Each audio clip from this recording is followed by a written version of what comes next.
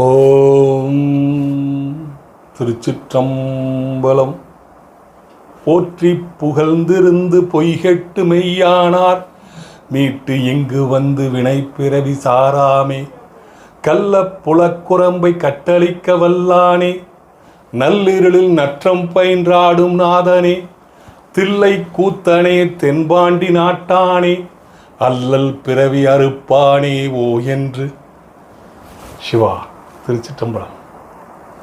இன்னைக்கு நம்ம Kovai Gandhipuram Thiruvalluvar bus stand பக்கத்தில் இருக்கிற ஒரு அரங்கத்துக்கு போகிறோம். அங்கே சைவ சித்தாந்த வகுப்பும் முற்றோதலும் நடைபெற இருக்குதுன்னு நமது நண்பர் பொன் ராஜேந்திரன் அவருக்கு அழைப்பு விடுத்திருந்தார். ரொம்ப நாளாக அவர் நம்மளுக்கு பழக்கம். நான் காந்திபுரத்தில் பட்டாசு கடை போடுறதுலேருந்து அவர் பழக்கம். அவர் அரசியலும் இருக்கார், அதே சமயத்தில் இப்போது ஆன்மீகத்தில் அதிகமாக ஈடுபட்டிருக்காரு. அவருடைய பேச்சை கேட்டீங்கனாலே அவரை பற்றி தெரிஞ்சுக்கலாம். அவர் அழைப்பின் பேரிலே நாம் அங்கே சென்றிருந்தோம்.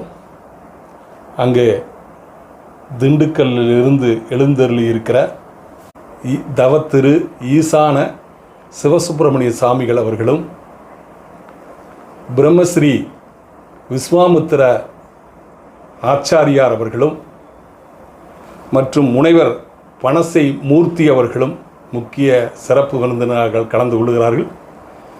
அவர்களும் நமக்கு பேட்டி அளித்திருக்கிறார்கள். அவர்களது கருத்தை கூறியிருக்கிறார்கள்.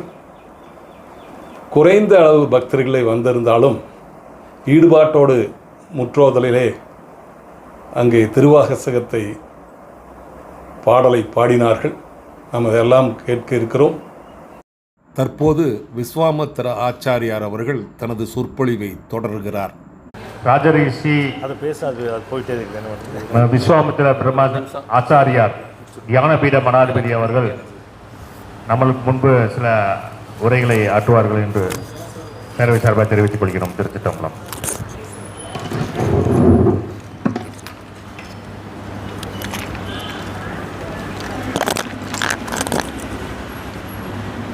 ஓம் பிரம்மரிஷி விஸ்வாமித்திரரே குருவே நமஹ. ஓம் பூர்புவஸ்வஹ தத்சவிதுர்வரெண்யம் பர்கோ தேவஸ்ய தீமஹி தியோ யோ நஹ பிரச்சோதயாத். இங்கே வந்திருக்கும் அனைத்து பக்த பெருமாக்கள் தங்களுடைய பாதம் தொட்டு பணிவான வணக்கத்தை தெரிவித்துக் கொண்டு என் உரையை தொடங்குகிறேன். பொதுவாக இப்போ இந்த மைக் இருக்கு இல்லைங்களா, மைக்கில் யார் எங்கெங்கே பேசும்போது பார்த்தீங்கன்னா ஒவ்வொரு வித்தியாசம் படும். எப்படின்னு கேட்டிங்கன்னா, ஒரு டாக்டர்கிட்ட போனால் டாக்டர் மாதிரி பேசுவார். ஹார்ட் இப்படி வச்சுக்கோங்க, நுரையீரல் இப்படி வச்சுக்கோங்க அப்படின்னு சொல்லுவாங்க. அதே மாதிரி ஒரு டீச்சர்கிட்ட கொடுத்தோம்னா அந்த டீச்சர் குழந்தைங்களுக்கு இப்படி வளர்க்குங்க, இப்படி சொல்லிக் கொடுங்க, வீட்டில் வந்தால் இப்படி அவங்களுக்கு பாடத்தெல்லாம் கற்றுக் கொடுங்க இப்படி சொல்லுவாங்க. இப்படி ஒவ்வொரு துறைக்கும் பார்த்திங்கன்னா ஒவ்வொருத்தங்க அவங்க கருத்துக்களை பகிர்ந்துட்டே இருப்பாங்க இல்லையா. நம்ம பார்த்துருப்போம். இப்போ ஐயா சொன்னார், ஒரு ஆன்மீகத்தை பற்றி சொன்னோம். இப்படி ஒரு ஆன்மீகவாதி பேசினார்னா அவரை பற்றி அவர் தெரிஞ்சுக்கிட்ட விஷயங்களை பற்றி நிறைய விஷயங்களை நமக்கு சொல்லிக் கொடுப்பார். தெரிஞ்ச விஷயத்தை அப்படியே பகிர்ந்து கொடுப்பார். இப்படி எல்லா தரப்பட்ட விஷயத்துலேயும் எல்லாரும் ஒவ்வொரு விதமாக அவங்களுடைய தரப்பில் சொல்லுவாங்க. இப்போ பொதுவாக இப்போ அந்த தரப்புக்குள்ளாரியே ஒரு தரப்புக்குள்ள நிறைய விஷயங்கள் ஆகிப்போச்சு. இப்போ டாக்டர்னு எடுத்துட்டிங்கன்னா, டாக்டருங்கிறது இப்போ ஒரே இது வியாதி பற்றி பேச முடியாது. ஒரு டாக்டருக்கு ஒரு வியாதியாக தெரியும், இன்னொரு டாக்டருக்கு இன்னொரு வியாதி பற்றி தெரியும், இன்னொரு டாக்டருக்கு இன்னொரு வியாதி. இந்த வியாதிகளை தெரிஞ்ச எல்லா டாக்டரும் ஒருத்தராக இருக்க முடியாது இன்றைக்கி உலகத்தில் இல்லைங்களா. இப்போ எல்லாத்துக்கும் சுகர்னா ஒரு தனி டாக்டரு, ப்ரெஷர்னா ஒரு தனி டாக்டரு, கிட்னின்னா ஒரு தனி டாக்டரு, இப்படி நிறையா வந்துடுச்சு. அதே மாதிரி புக்கு படிக்க போகிற குழந்தைங்களுக்கு இன்றைக்கி ஒரே புக்கும் கிடையாது. படிக்க போகிற குழந்தைங்களுக்கு நிறையா இருக்குது. லா படிக்கலாம், டாக்டர் படிக்கலாம், இன்ஜினியரிங் படிக்கலாம், துறையில் பார்த்திங்கன்னா நிறையா வந்துடுச்சு. இப்போது இந்த மாதிரி ஒவ்வொரு துறைக்குள்ளே லட்சக்கணக்கான விதவிதமான வித்தியாசங்கள் வேறுபாடுகள் வந்துடுச்சு. அதே போல் இன்றைக்கி ஆன்மீகத்துக்குள்ளேயும் பார்த்திங்கன்னா முருக பக்தர்கள் நிறைய இருக்காங்க. அவங்களை இங்கே கூப்பிட்டு உட்கார வச்சிங்கன்னா உட்கார மாட்டாங்க. பார்த்துருக்கோம் இல்லைங்களா. ஆன்மீகத்துக்குள்ளார எவ்வளோ இருக்குது பாருங்கள், நிறைய இருக்காங்க. எந்தெந்த கடவுளை யார் யார் எப்படியெல்லாம் லவ் பண்ணி காதலிச்சு கல்யாணம் பண்ணுற மாதிரி சாமி கும்பிட்றாங்களோ அது மாதிரி. அதே மாதிரி முற்றுதல் படிக்கிறவங்க பார்த்தீங்கன்னா எங்கே முற்றுதல் படித்தாலும் சரி, ஒரு அவசரமான ஒரு சூழ்நிலைக்கு போயிட்டு இருப்பாங்க, டபக்குன்னு மெய் மறந்து போய் உட்காந்து படிக்க ஆரம்பிச்சிருவாங்க. அவங்களுக்கே தெரியாது, உள்ளே உட்காந்துருப்பாங்க, முற்றுதல் படிச்சுட்டு இருப்பாங்க. 5 மணி ஆனதுக்கப்புறம் அச்சுச்சோ நம்ம இங்கேருந்து வர்றோம்னா சரி பரவாயில்ல, எல்லாம் கடவுள் சிவம் பார்த்துக்குவோம். அப்போ போய் பார்த்தா நம்ம போக வேண்டிய அவசியமே இல்லை அந்த இடத்துக்கு. இப்படியெல்லாம் நடந்து முடிஞ்சிருக்கு. இப்போ இதில் கருத்து என்ன நான் சொல்ல வரேன்னு கேட்டிங்கன்னா, இப்படி துறைகள் வந்து பலவிதமாகிடுச்சு, ஆன்மீகமும் இப்படி பலவிதமாக ஆகிப்போச்சு. இதில் நம்ம எல்லாரும், எல்லா துறையில் இருக்கிறவங்களும், எல்லா ஆன்மீகவாதிகளும் உள்ளுக்குள்ள ஒன்றே ஒன்று முதல்ல தெரிஞ்சுக்க வேண்டிய விஷயம் எல்லாத்துக்கும் ஒன்று உண்டு. அது என்ன தெரியுமா உங்களுக்கு? இது தெரியாமல் நம்ம வாழ்ந்து முடிச்சுருக்கோம். வாழ்ந்து முடிச்சு போயாச்சு நிறைய பேர். எல்லாருமே கற்றுக்கணும், எல்லாருக்கும் எல்லாம் தெரிஞ்சுக்கணும். இப்போ பொதுவாக சொல்லுவோம், இந்த உலகம் வந்து எந்த வழியில் உருவாச்சுன்னு கேட்டிங்கன்னா, முதல் ஆன்மீக பயணத்தில் இந்த பிரபஞ்சம் உருவாகுது இல்லைங்களா? ஆன்மீக பிரபஞ்சத்தில் இந்த உலகம் உருவாச்சுங்கிறது எல்லாத்துக்கும் தெரியும். யாரும் டாக்டர் ஆகணும், இன்ஜினியர் ஆகணும்னு வந்து பிரபஞ்சம் உருவாகலை. முதல்ல வந்தது ஆன்மீகம். இறை பணி செய்ய மட்டும்தான் இந்த பூமியில் நம்ம பிறந்தோம். இது தெரியுமா? எல்லாருக்கும் தெரியும் இல்லைங்களா? இப்போ இறை பணி செய்ய வேண்டிய வந்த நம்ம இன்னைக்கு என்ன பண்ணிட்டு இருக்கோம்? ஐயா சொன்ன மாதிரி பணம், காசு, சொத்து, சொகன்னு ஓடிட்டு இருக்கும். அப்போ இறை பணி நம்ம தொலைச்சிட்டோம். ஓகேங்களா? இப்போ இறை பணிக்குள்ளாரியே சரி பரவாயில்ல, இருந்தாலும் இன்னைக்கு டெம்பரவரியாக ஒரு ஆன்மீக பாதைக்குள்ளே வந்துட்டோம். வந்தாலும் நம்ம முன்னாடி இருந்த விஷயத்தை மறக்கக்கூடாது இல்லைங்களா? அதை மறந்தாச்சு, இருந்தாலும் ஓகே. இப்போது நான் சொல்ல மாதிரி எல்லா துறையிலும் இருக்கக்கூடியவங்க, ஏன் இறை வழிபாட்டிலேயே பல பேர் இருப்பாங்க. இப்போ ஐயப்ப பக்தரை கூட்டிகிட்டு வந்து டக்குன்னு திருவாசகம் படிக்க சொன்னீங்கன்னா படிக்க மாட்டான். அவன் உட்காந்து சாமி போடுறது தான் நல்லா பிடிக்கும். கை தட்டி சாமியே ஐயப்போன்னு சொல்கிறதுக்கு அவனுக்கு அவ்வளோ பிடிக்கும். அப்போ அந்த பக்தர்களை வந்து அந்த மாதிரி இருக்கும். இப்போ எல்லா வித்தியாசமாக இருக்கப்பட்டவங்க எல்லாருக்கும் முதல்ல தொடங்கக்கூடிய விஷயம், இப்போ நான் ஆரம்பத்தில் சொன்னேன் இல்லையா, இந்த மைக். இப்போ எல்லாருக்கும் இந்த விஷயத்தை சொல்லி கொடுக்கணும்னா ஒரு ஆர்ஜிங்கன் பண்ண இந்த மைக்கு தேவை. கரெக்டாக? டாக்டருக்கு மைக்கு தேவையில்லாமல் இருக்குமா? ஐயப்ப பக்தர்களுக்கு இந்த மைக் தேவையில்லைன்னு சொல்ல முடியுமா? உங்களுக்கு இந்த மைக் தேவையில்லைன்னு சொல்ல முடியுமா? எனக்கு தேவையில்லைன்னு சொல்ல முடியுமா? அப்போது ஒரு லைனில் வந்து நிற்கிறோம், சாதாரண ஒரு மைக்கில் வந்து நின்ட்டோமா? இன்னைக்கு சப்ஜெக்டாக தான். இப்போ விஷயம் என்னன்னு கேட்டிங்கன்னா, முதல்ல நம்ம எது தொடங்கும் போதும் இந்த உலகத்தில் முதல்ல உருவான ஒரு மந்திரம் எதுன்னு நம்ம தேடி பிடிச்சி பார்த்துருக்கோமா? இந்த உலகத்துக்கு இப்போ நீங்கள் திருவாசகம்னு ஒன்று வந்துச்சு இல்லையா? இப்படி ஒவ்வொரு வாசகங்கள் இருக்கு இல்லையா உலகத்தில் ஆன்மீக பயணத்தில். ஆனால் இதுக்கு எல்லாத்துக்கும் தாய் தகப்பன்கிற சொல்கிற மாதிரி ஒரே ஒரு மந்திரம் இருக்கு. அந்த மந்திரம் இன்று இல்லைன்னா இந்த திருவாசகம் கூட இன்னைக்கு நமக்கு கிடைச்சிருக்குமான்னு தெரியாது. உண்மைதானே? அப்போ அந்த மந்திரம் என்னவா இருக்குன்னு யோசனை பண்ணுங்களா?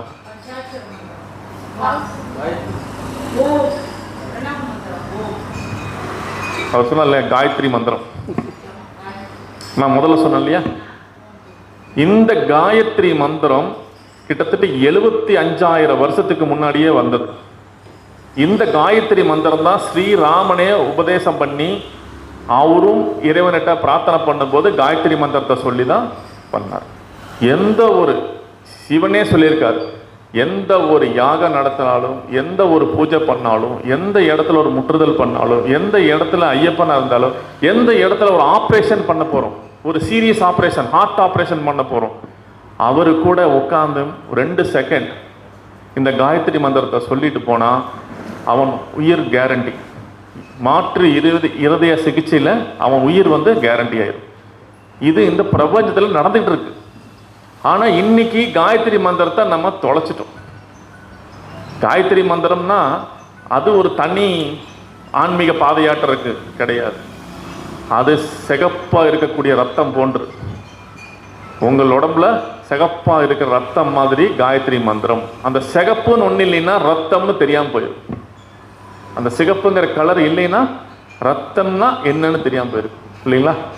அப்போ அந்த கலரை எப்படி ரத்தத்தில் சிகப்பை தாண்டி வச்சான இறைவன், அதே மாதிரி தான் அந்த காயத்ரி மந்திரத்தையும் உள்ளே வச்சுருக்கான்.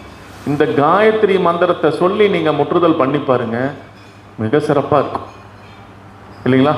ஏற்றுக்க முடியுது இல்லையா? சொல்லுங்கம்மா.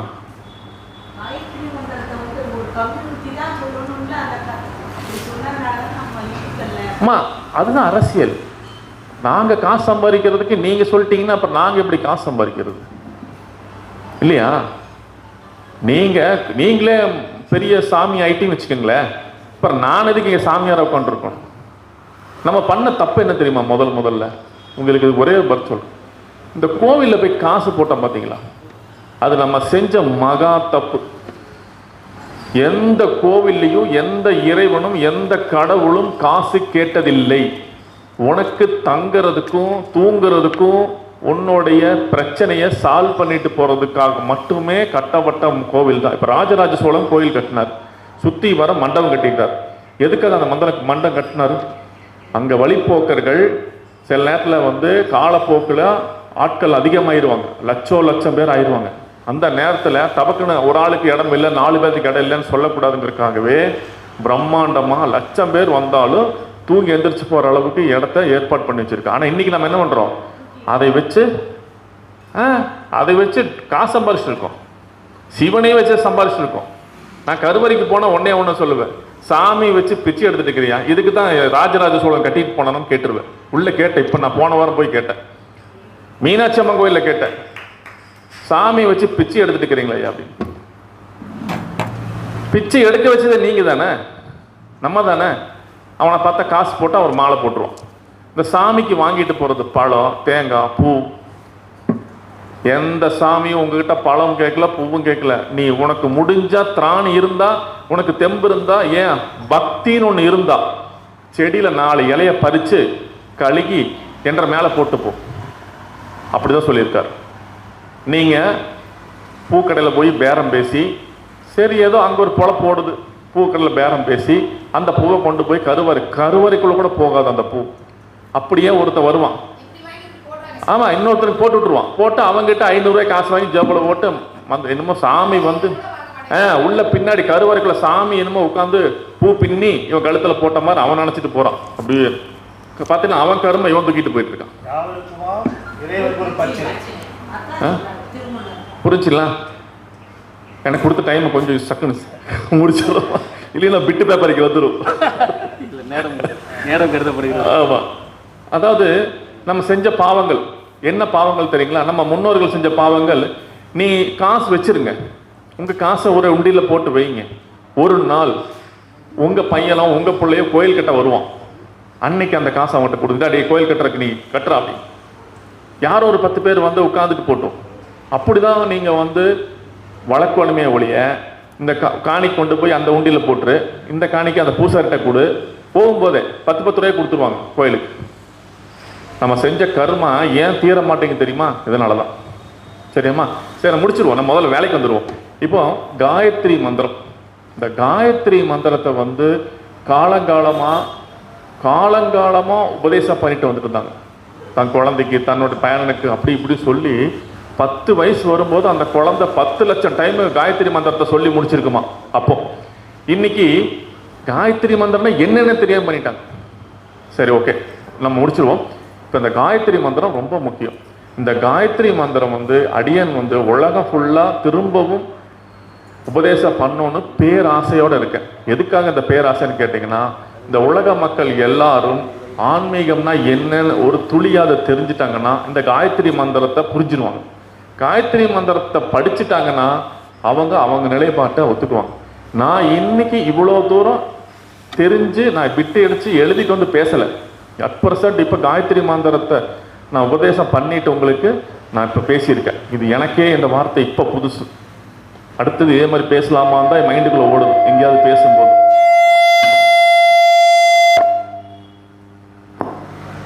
மைக்குக்கே பிடிக்கலையோ? அடுத்தது இந்த மாதிரி பேசலாமாங்கிற ஒரு ஆசை எனக்கே தூண்டுதல் பண்ணியிருக்கு. பார்த்தீங்கன்னா விஷயம் என்னன்னா, இந்த காயத்ரி மந்திரத்தை யார் கொடுத்தாங்கிறது யாருக்கா தெரியுமா? அதையும் நான் சொல்லிட்டு முடிச்சுக்கிறேன். யாருக்கா தெரியுமா?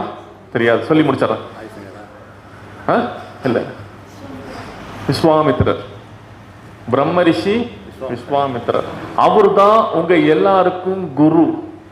இப்போ நீங்க குருவை எப்படி தேர்ந்தெடுப்பீங்க? நான் இப்போ விஸ்வாமித்திரர் சொன்னால் சில பேர்த்துக்கு பிடிக்கும், சில பேர்த்துக்கு பிடிக்காது இல்லையா? ஆனால் ஒரு குருவை நீங்கள் செலக்ட் பண்ணுங்கன்னு நான் சொல்கிறேன். எப்படி செலக்ட் பண்ணுவீங்க? அந்த குரு ஒரு கடவுள் மாதிரி ஒரு பையனை இந்த உலகத்தில் உருவாக்கி இருக்கணும். கரெக்டா? ரெண்டாவது, அதே குரு இந்த உலகத்துக்கு மந்திரத்துக்கெல்லாம் தாய் மந்திரமா இருக்கக்கூடிய ஒரு மந்திரத்தை உருவாக்கி இருக்கணும். கரெக்டா? அதே மாதிரி தன்னுடைய சிசிய பிள்ளைய தன்னுடைய தாய் தகப்பனாருக்கு முன்னாடி குழந்தை பாக்கியமே இல்லை அப்படிங்கிற ஒரு சுச்சுவேஷன்ல இருக்கும்போது, அப்போ குலகுரு வசிஷ்டர் கூட இருந்து அவருக்கு குழந்தை பாக்கியத்தை கொடுக்க முடியாதுன்னு தெரிஞ்சும் கடவுளே ராமரை பிறப்புக்கு வழி இல்லைன்னு சொல்லி அப்புறமும் விஸ்வாமித்திரட்ட போனா கிடைக்குன்னு சொல்லி அப்படிதான் கௌசல்யாவும் தசரதனும் போய் பரதனும் போய் குழந்தை பாக்கியம் கேட்குறாங்க. அப்படி குழந்தை பாக்கியம் கேட்கும்போது விஸ்வாமித்திரட்ட மண்டியிட்டு கேட்கும்போது அவரு தான் அந்த பாக்கியத்தை கொடுக்குறார். ராமர் பிறக்கிறதுக்கு ஒரு பாகியத்தை கொடுத்தவரும் விஸ்வாமித்திரர். அப்போ குழந்தை பாகியத்தையும் கொடுத்து அந்த குழந்தையை குருவா இருந்து வளர்த்தி அந்த குழந்தையை இன்னைக்கு கடவுளா கொடுத்திருக்கிறார் விஸ்வாமித்திரர். நமக்கெல்லாம் ஒரு சிறப்பான காயத்ரி மந்திரத்தை கொடுத்திருக்கிறார். இப்போ இதுல இன்னொரு விஷயம் என்ன போச்சுன்னா, அந்த காயத்ரி மந்திரத்தை ராமர் பிறக்கிறதுக்கு முன்னாடியே உருவாக்கிட்டார். எப்ப தெரியுங்களா? அரிச்சந்திரனே இந்த உலகம் ஃபுல்லா, அதாவது இந்த உலகம் இருக்கும் வரை உன் பெயர் நிற்கும், உன் பெயர் சொல்லிதான் இந்த மானிடர்கள் சாவார்கள் சொல்லிட்டார். இப்ப அரிச்சந்திரன் சொல்லாம யாராவது இருந்திருக்கீங்களா? ஒரு வாட்டி சொல்லியிருப்பீங்களா? ஸ்கூல்ல சண்டை போடும்போது சொல்லியிருப்போம், பெரிய ஹரிச்சந்திரன் வீட்டுக்கிட்ட இருந்து வரணும் இல்லைங்களா? இன்னும் வாழ்வான் ஹரிச்சந்திரன். ஏன்னா விஸ்வாமித்தருடைய அருளால் பெற்ற அந்த மிகப்பெரிய அந்த சக்தி விஸ்வாமித்தர் கொடுத்தது. அவர் ஆசைப்பட்டது என்ன தெரியுமா? ஹரிச்சந்திரன் ஆசைப்பட்டது என்ன தெரியுமா? இந்த உலகம் இருக்கிற வரைக்கும், இந்த பூமியில மனுஷங்க இருக்கிற வரைக்கும் என் பேர் சொல்லணும்னு சொல்லி ஆசைப்பட்டார். அந்த ஆசையை நிறைவேற்றி வைத்தவர் விஸ்வாமித்திரர். அப்ப எவ்வளவு பெரிய சக்தியை கொடுத்துருக்காரு பாருங்க. அப்போ நமக்கு காயத்ரி மந்திரம் கொடுத்திருக்கிறாரு. ஒரு மனுஷன் இந்த உலக பேர் சொல்ற வரைக்கும் நம்ம வாயில சொல்ல வைப்பேன்னு சொல்லியிருக்கிறாரு. நம்ம குழந்தைய விஸ்வாமித்திர ராமரை உருவாக்கப்பட்ட குழந்தையும் நம்ம கடவுளா கொடுத்திருக்கிறாரு. அந்த குழந்தை பாக்கியமே இல்லைங்கும் போதும் அந்த குழந்தையை உற்பத்தி பண்ணி கொடுத்திருக்கிறாரு அந்த தாய் தகப்பனுக்கு. ஓகேங்களா? அப்போ இந்த காயத்ரி மந்திரத்தை ஒரு பல வருஷத்துக்கு முன்னாடியே கொடுக்கும்போது காயத்ரி மந்திரத்தை பிச்சுட்டாங்க. ஆளுக்காளுக்கு ஒரு காயத்ரி மந்திரமா, ஆளுக்காளுக்கு ஒரு காயத்ரி மந்திரம், அதுக்கு ஒரு காயத்ரி மந்திரம், இதுக்கு ஒரு காயத்ரி மந்திரம்னு பிரிச்சுட்டாங்க. இப்போ என்னாச்சு? விஸ்வாமித்திரர் நடுவில் பார்க்குறாரு, என்னப்பா காயத்ரி மந்திரத்தை போட்டு இப்படி போட்டு பிச்சை எடுத்துட்டாங்க. இனி ஒரு காலத்துல ராமர் பிறக்கிறார், அதாவது இவருக்கு வரம் கொடுத்தாரு. ராமரை பிறக்கிற நாள் அன்னைக்கு ராமர் பிறந்த ஊர்ல சூரிய உதயம் ஆகும் போது வெறுமனா உதயம் ஆகக்கூடாதுன்னு சொல்லி அன்னைக்கு சுப்பிரபாதத்தையும் எழுதி கொடுத்தார்.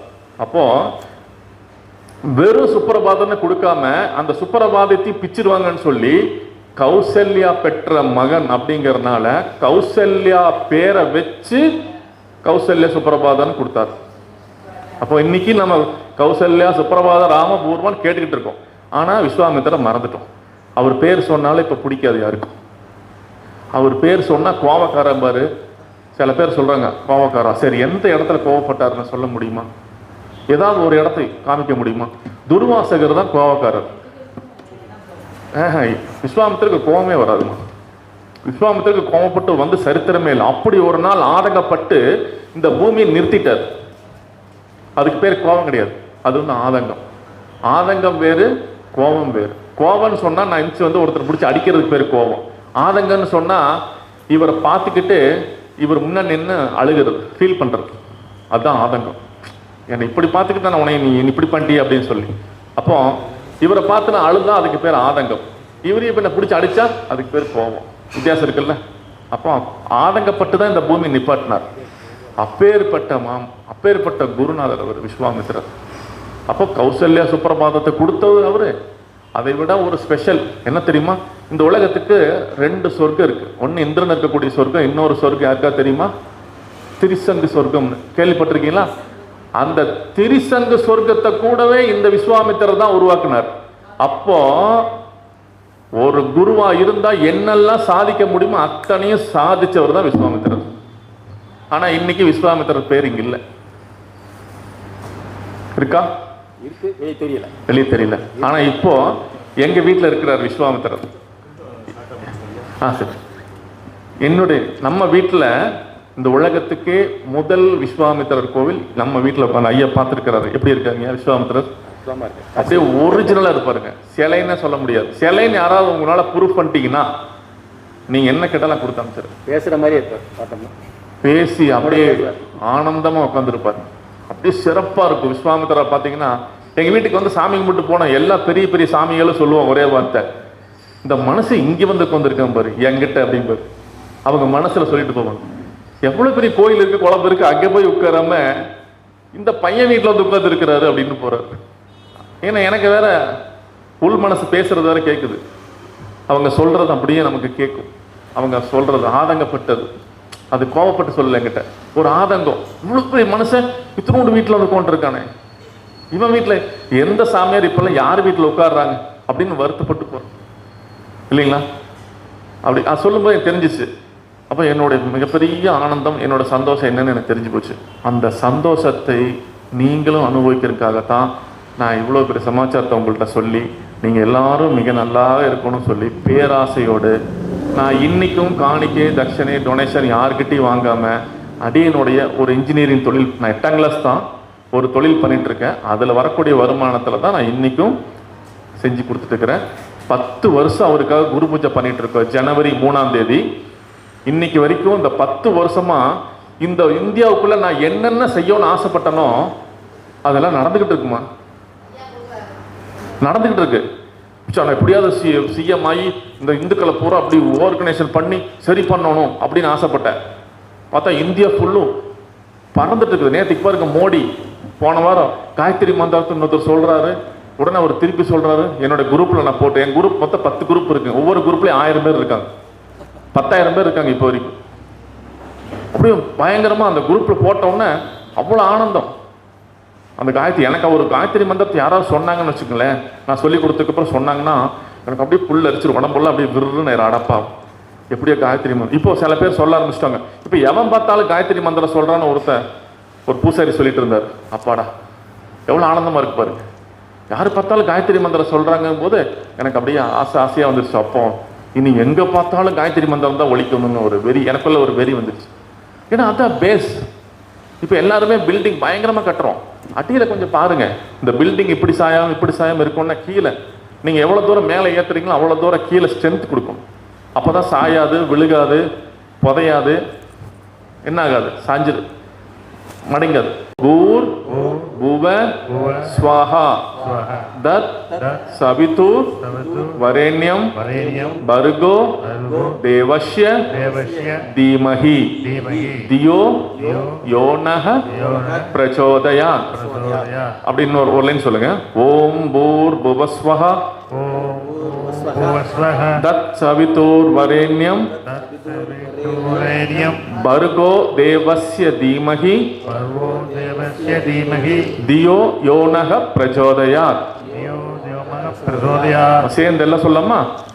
ஓம் பூர்புவஸ்வஹ தத் சவிதுர்வரேண்யம் भर्गो देवस्य धीमहि दियो योनः प्रचोदयात्. ஓம் பிரம்ம ரிஷி விஸ்வாமித்ரரே குருவே நமஹ. திருச்சிற்றம்பலம். தொடரும். இன்னும் சிலர் சிறப்புரையாற்ற இருக்கிறார்கள். அடுத்த வீடியோவிலே நாம் காண்போம்.